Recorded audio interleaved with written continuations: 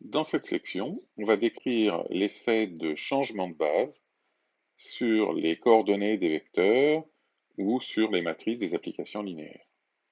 On commence par les vecteurs. Alors on se trouve fréquemment dans la situation suivante. On travaille dans un espace vectoriel E de dimension finie et on connaît une base B de E dont on va noter U1, U2, etc., UN, les vecteurs. Donc bien sûr, E est de dimension n. Et puis, au fil du travail, on récupère, d'une manière ou d'une autre, une autre base, B' de E, dont on note U'1, U'2, etc., U'N, les vecteurs.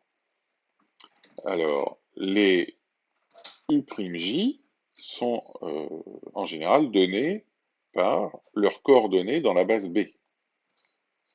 On va leur donner un nom à ces coordonnées, donc on note A, IJ, la ième coordonnée du vecteur U'J sur le vecteur UI. Autrement dit, U'J, c'est A1J U1 plus A2J U2 plus etc. plus ANJ UN.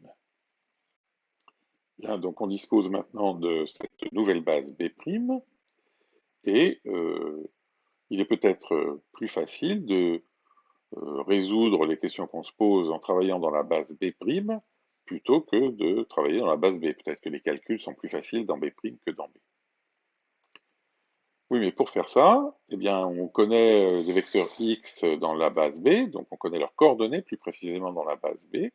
Mettons x égale x1, u1 plus, etc., plus xn, un. Et pour travailler dans la base B', on a besoin de connaître les coordonnées de ce même vecteur dans la base B'. Ben, on va essayer de répondre à cette question. Alors, ce qu'on sait, c'est que x a pour coordonnées x1, x2, xn dans la base B, donc x écrit x1, u1, plus etc., plus xn, un. Ah oui, mais maintenant, pour écrire x en fonction des u'j, eh bien, il faudrait qu'on soit capable d'écrire chacun des vecteurs de la base B, donc les uj, en fonction des vecteurs de la base B', donc les u'j. Mais ça, ben, c'est pas ce qu'on sait faire. Ce qu'on sait faire, c'est dans l'autre sens, exprimer u'j en fonction des uj. Ah, ben justement, si je sais faire ça, peut-être que la question étoile que j'énonce maintenant est plus facile à résoudre. Si je me donne un vecteur x de E dont je connais cette fois-ci les coordonnées dans la base B', x'1, x'2, x'n, quelles sont ces coordonnées dans la base B, disons x1, x2, xn? Eh bien, la réponse à cette nouvelle question est assez simple, mais pour que la réponse qu'on va donner soit la plus claire possible, on note en rouge tout ce qui est lié à la base B, et puis en bleu, tout ce qui est lié à la base B'.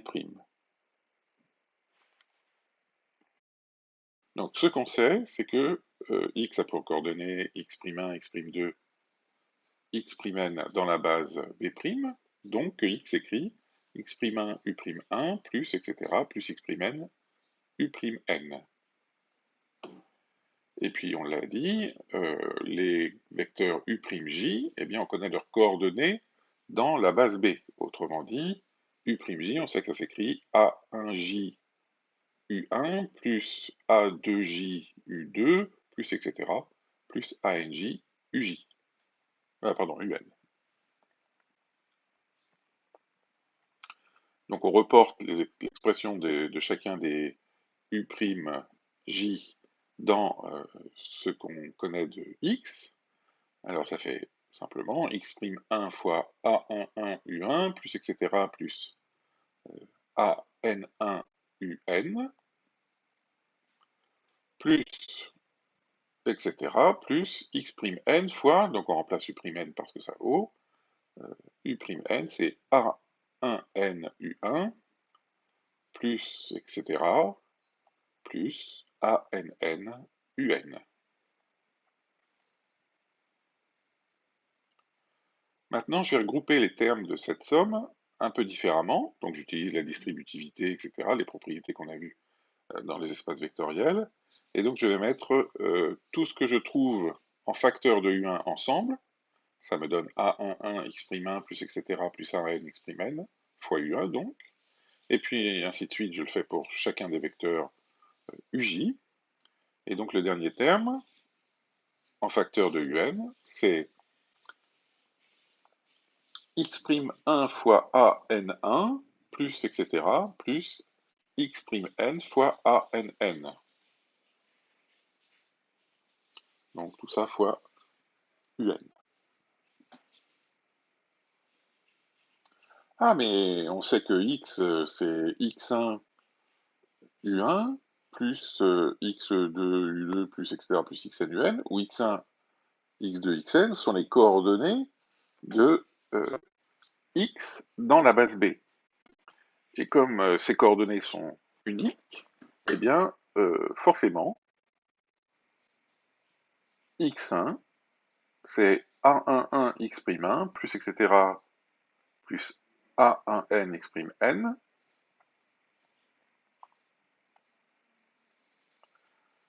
X2, c'est A21 x'1 plus etc. A2n x'(n). Et puis, jusqu'à xn qui vaut AN1 x'1 plus etc. plus ANN x'(n). Et ben voilà, on a répondu à la question. Les coordonnées de x dans la base B, les voilà. Maintenant, je remarque que ce système-là, je peux l'écrire sous forme matricielle. Ce que je vois, c'est que le vecteur colonne, où la matrice a une colonne et n lignes, x1, x2, xn, eh bien c'est la matrice des AIJ que multiplie la matrice colonne des X'(J). Donc voilà la réponse à la question étoile. Alors on voit apparaître la matrice des petits AIJ, et cette matrice-là va jouer un rôle important dans tout ce qu'on raconte ici. On lui donne un nom.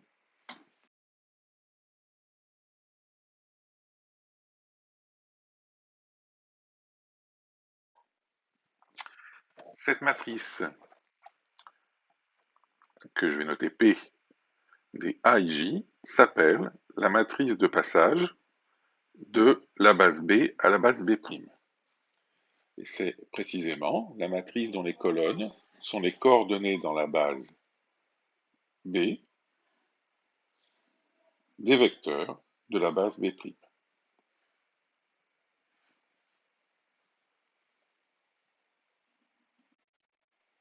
Je répète, la matrice P dont les colonnes sont les coordonnées dans la base B des vecteurs de la base B', c'est ce qu'on appelle la matrice de passage de B à B'.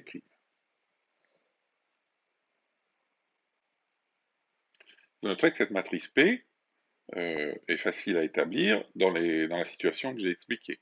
On avait la base B au départ, et une nouvelle base B' dont on connaît les coordonnées dans la base B. Ce sont ces coordonnées qui composent la matrice P.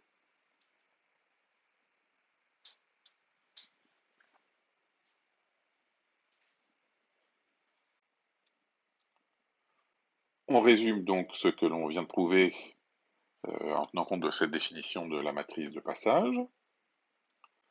Donc ce qu'on a vu, c'est que si x est un vecteur de E dont les coordonnées dans la base B sont x1, x2, xn,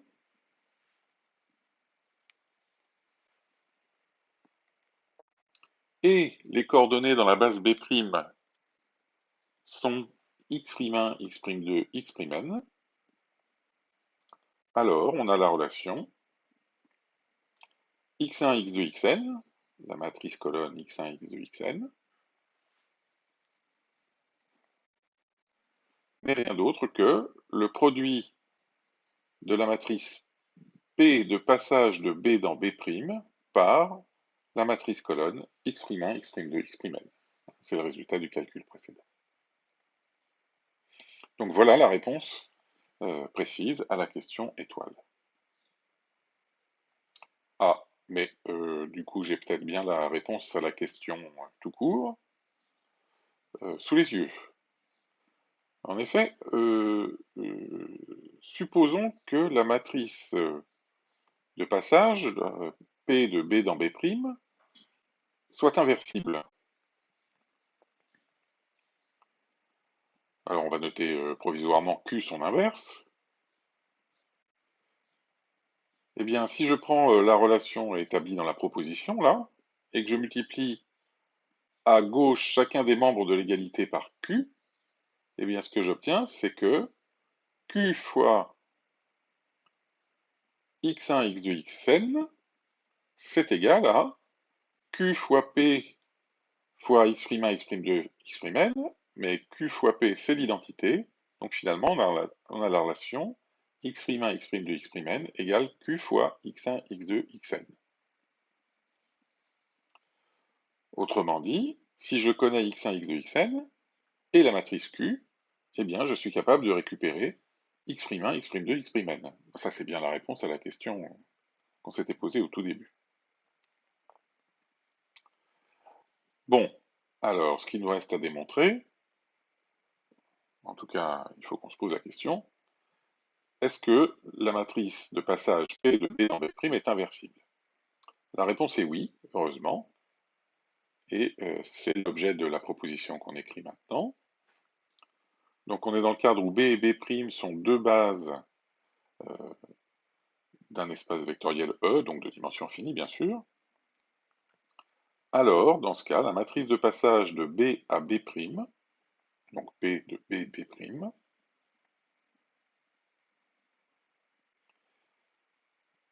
est toujours inversible. Donc c'est une matrice inversible. Et son inverse, eh ben, c'est facile, son inverse, c'est la matrice de passage de B' à B.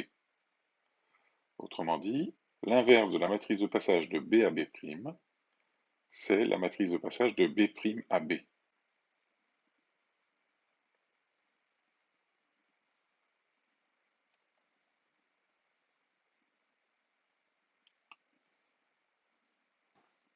Alors il faut faire vraiment attention à l'ordre dans lequel se trouvent les bases en indice de P pour la matrice de passage. C'est extrêmement important et c'est probablement là la seule difficulté de ce chapitre. La matrice de passage de P à B', c'est P de B, B'. Alors on va prouver que la matrice de passage c'est bien inversible. Et pour ça, on va juste interpréter la matrice de passage en termes d'une application linéaire que vous connaissez bien.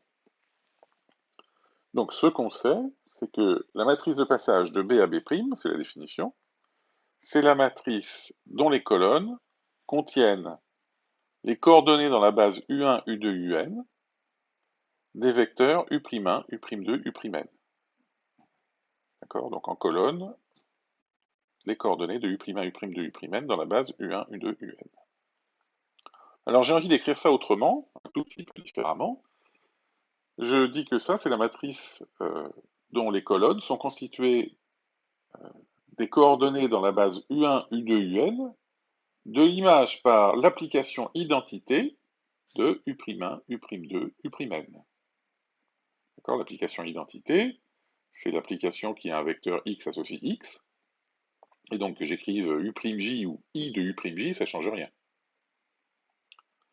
Alors ça ne change rien, sauf que du coup, ce qu'on voit apparaître, c'est que la matrice de passage P de B à B', ça n'est rien d'autre que la matrice de l'identité de la base B' dans la base B.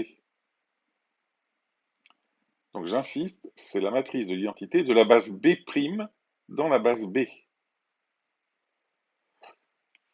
Alors vous voyez que les notations qu'on a choisies font que B et B' sont dans le même ordre dans l'expression de P de B, B' et dans l'expression de la matrice de l'identité de B' dans B. C'est fait pour ça. C'est la principale justification de cette notation. Alors maintenant, on sait évidemment que l'identité, c'est une application linéaire bijective. donc elle a une bijection réciproque, son bijection réciproque, c'est elle-même. Du coup, c'est ce qui figure dans le cours sur les matrices d'application linéaire inversibles.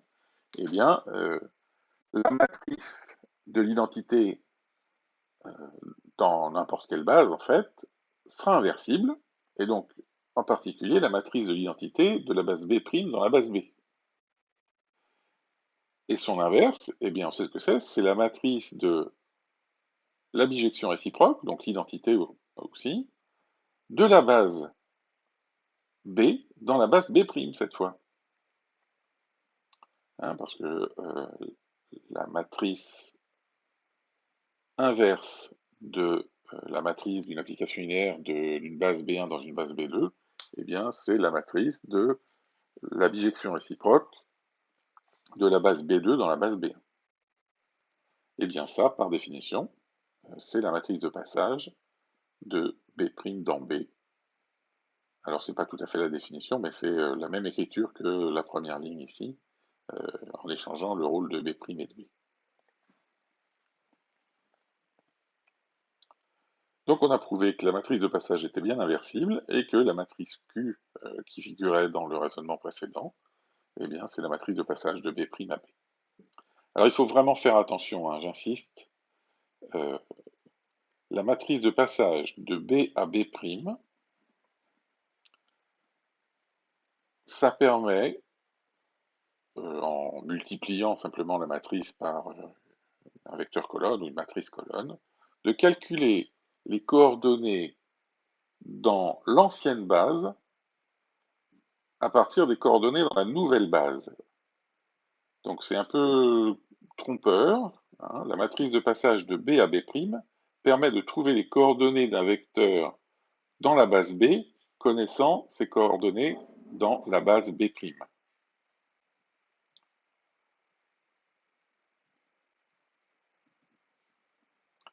C'est un peu le contraire de ce que laisse deviner l'expression matrice de passage de B à B'. Bon, donc il faut faire très attention à ce point-là, et c'est vraiment essentiel que vous sachiez précisément de quoi il s'agit quand on parle de la matrice de passage de B à B'. C'est la matrice qui permet de récupérer les coordonnées dans la base B d'un vecteur si on connaît ses coordonnées dans la base B'.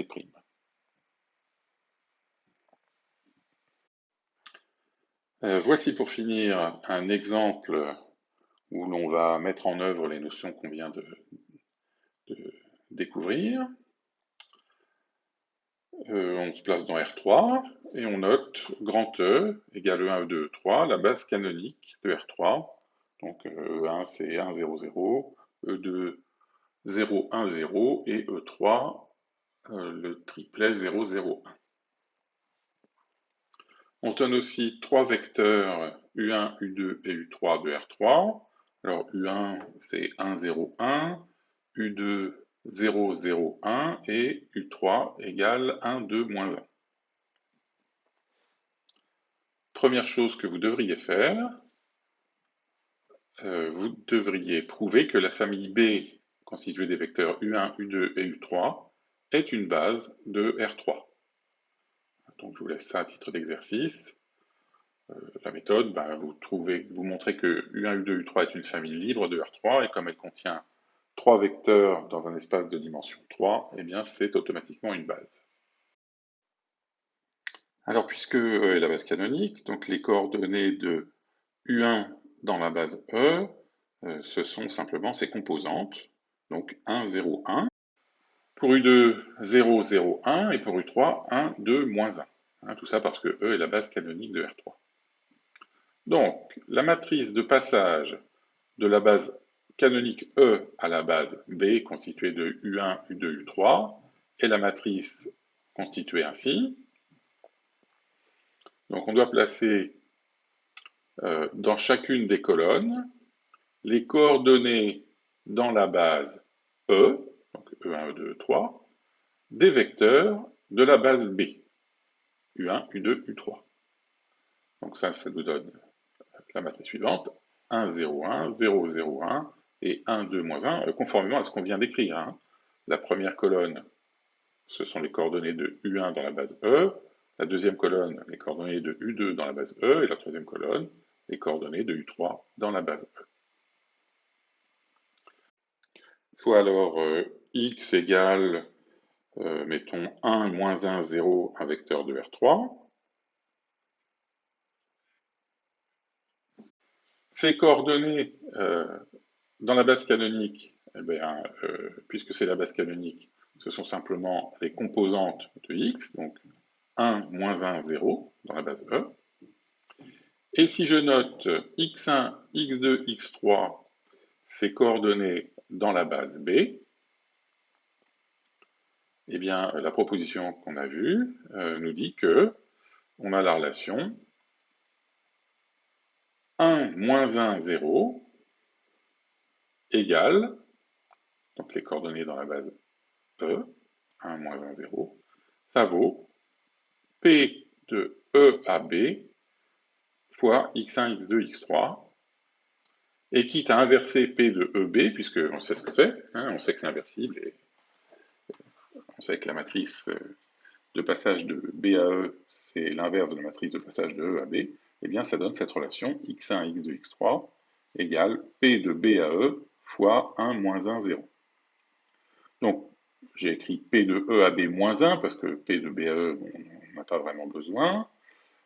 En tout cas, il faut la calculer, cette inverse-là, P de EB moins 1. Alors, on peut calculer ça par la méthode de votre choix. Je vous propose la méthode du pivot, et vous devriez trouver la même que moi, c'est-à-dire 1 moins 1,5, 0, moins 1, 1, 1, 0, 1,5, 0, après tout calcul fait. Donc finalement, x1, x2, x3, c'est cette matrice, 1, moins 1,5, 0, moins 1, 1, 1, 0, 1,5, 0, que multiplie 1, moins 1, 0, les coordonnées, le vecteur colonne des coordonnées de x dans la base E. Et bon, après calcul, ça donne 3,5, moins 2, moins 1. On s'attaque maintenant à l'effet de changement de base sur la matrice d'une application linéaire. Là, vous allez le voir, on va réutiliser le matériel qu'on a mis en place pour étudier l'effet d'un changement de base sur les vecteurs. Et donc, il faut bien avoir compris ce qui précède avant d'attaquer ces transparencies. Donc, la situation est la suivante.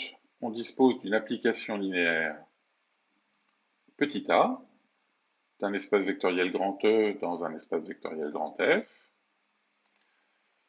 Ces deux espaces vectoriels E et F sont de dimension finie, et on note n la dimension de E, et P celle de F. Alors on dispose aussi d'une base BE de grand E, et puis d'une base BF de grand F. Alors j'ai donné des noms aux vecteurs, U1, UN pour BE, et puis V1, V2, VP pour BF, mais en fait on ne va pas s'en servir.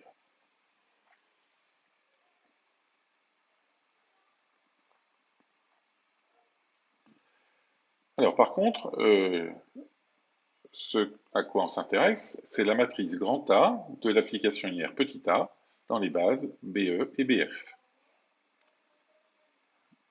Donc ça s'écrit grand A égale matrice de petit a de BE dans BF, attention au sens de la flèche et à la position de BE et BF. Et la question qu'on se pose est la suivante. Admettons qu'on ait récupéré, par un procédé quelconque, encore une fois, une autre base B'E de E et une autre base B'F de F.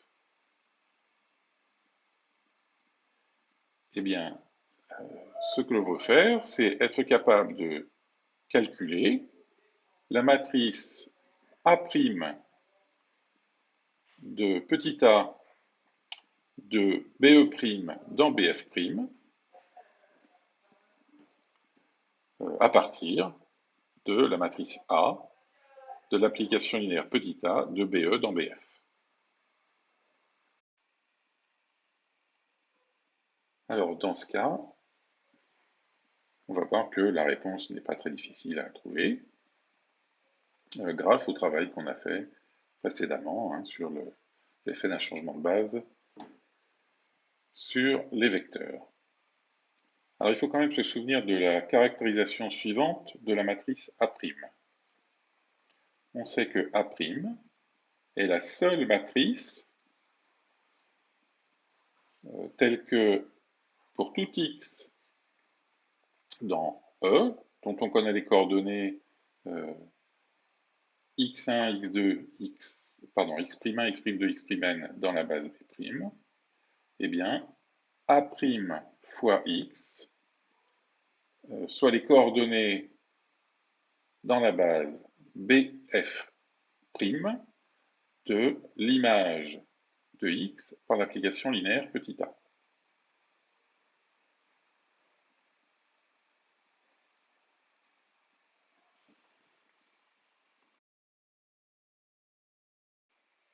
Alors, ce qu'on va faire, eh bien, c'est trouver une autre matrice que l'on sait calculer et qui fait la même chose.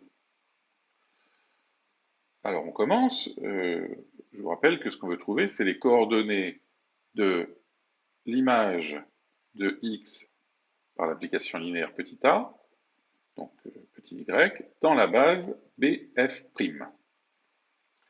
Eh bien, ce que je dis d'abord, c'est que si je connais les coordonnées de petit y dans la base BF, eh bien, je peux facilement trouver les coordonnées de petit y dans la base B'F. Il suffit de multiplier les coordonnées de y dans la base BF par la matrice de passage,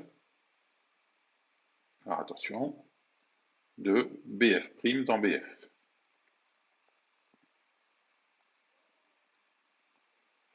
Autrement dit,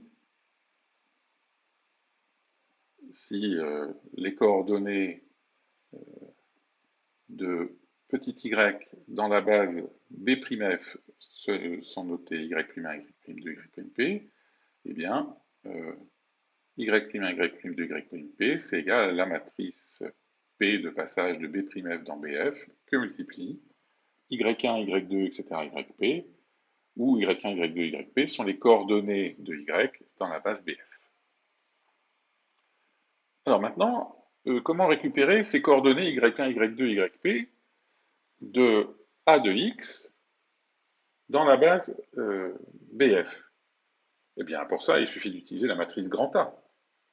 La matrice grand A, c'est la matrice de petit a de BE dans BF. Donc, on a la relation y1, etc., yp égale grand A fois x1, x2, xn, où x1, x2, xn sont les coordonnées de petit x dans la base BE. Enfin, il faut retourner aux coordonnées de petit x dans la base B'E, et pour ça, on utilise la matrice de passage de BE dans B'E.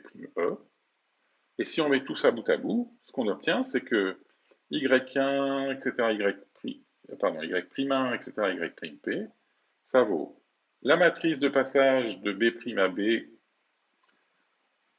F, que multiplie A, que multiplie la matrice de passage de BE à B'E, que multiplie x'1, etc., x'n.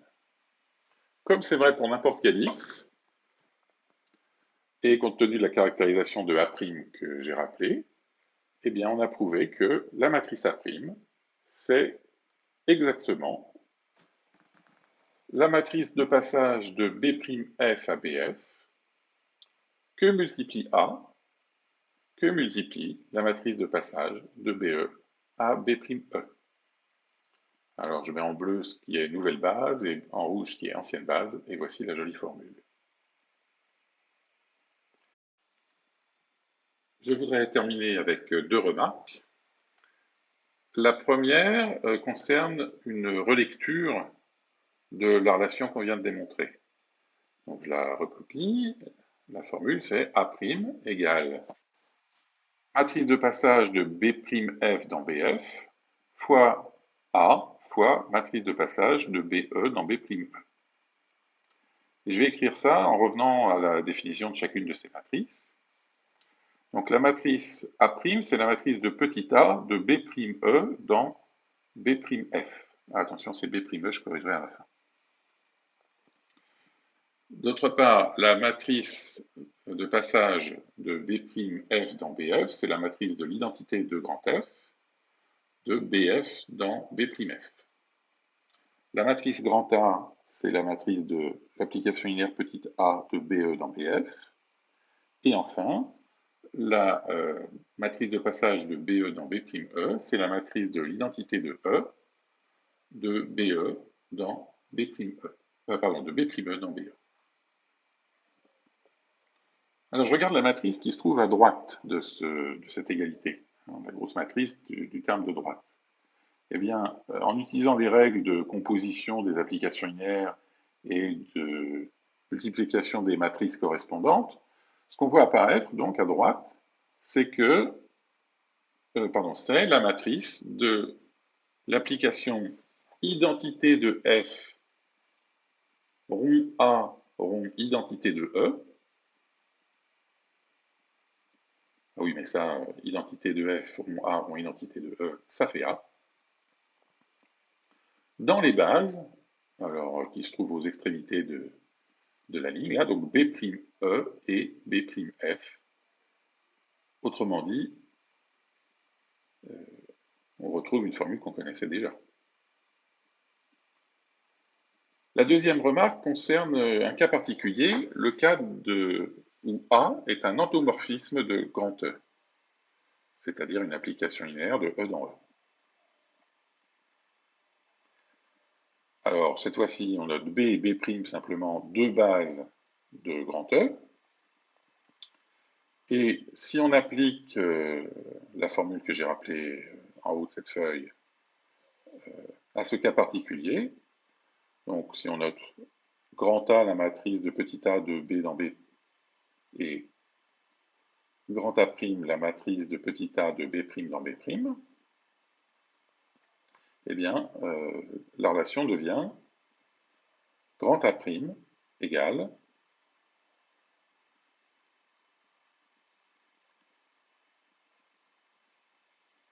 la matrice de passage de B' dans B que multiplie la matrice de passage de B dans B'.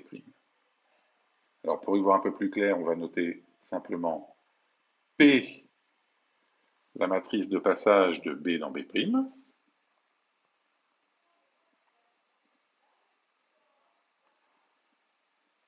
et dans ce cas, la relation qu'on vient d'écrire, c'est simplement A' égale P-1 fois A fois P. Oui, parce que la matrice de passage de B' dans B, c'est l'inverse de la matrice de passage de B dans B'. Alors cette relation-là, A' égale P-1 à P, on la voit souvent. Et quand on a une relation comme ça entre deux matrices A' et A, on dit que les matrices sont semblables. Donc c'est l'objet de la définition que j'écris maintenant. S'il existe une matrice P inversible telle que A' égale P-1 AP, eh bien on dit que les matrices A' et A sont semblables.